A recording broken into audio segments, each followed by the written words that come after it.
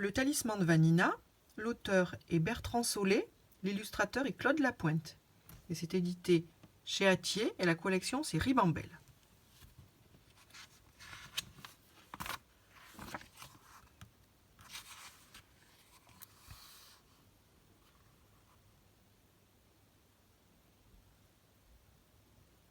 Chapitre 1. La vieille femme. Il était une fois dans la belle île de Corse une fille appelée Vanina. Elle habitait une cabane de berger avec ses parents et son petit frère Orso. Un matin, Vanina s'en allait chercher un fagot de bois dans la forêt.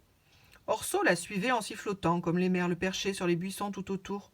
« Tu m'aideras, n'est-ce pas ?» demanda Vanina. « Je t'aiderai, promit Orso. » Donc ici, on voit Vanina et Orso.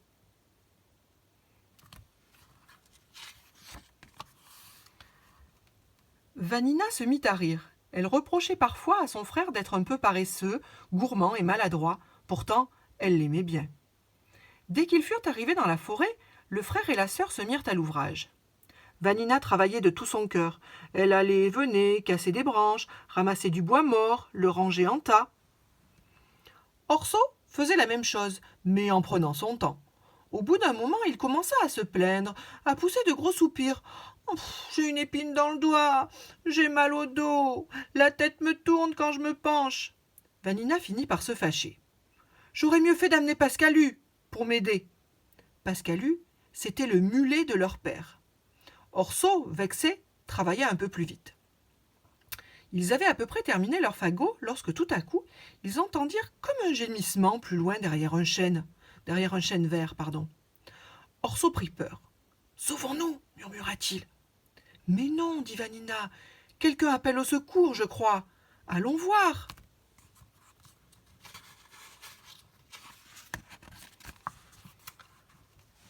Malgré sa frayeur, Orso la suivit. Ils avancèrent avec prudence. Au pied de l'arbre, ils virent une vieille femme. Elle était allongée sur le sol. Ses vêtements étaient noirs, son visage ridé semblait fatigué. Vanina s'agenouilla près d'elle. « Qu'avez-vous, grand-mère » La femme ne répondit pas. « Vous avez faim sans doute ?» Les yeux de la vieille brillèrent tout à coup. « C'est ça, elle a faim. Orso, va vite à la maison chercher ma part de soupe, dépêche-toi !» Orso hésita un instant, mais il avait bon cœur lui aussi. Et il partit en courant.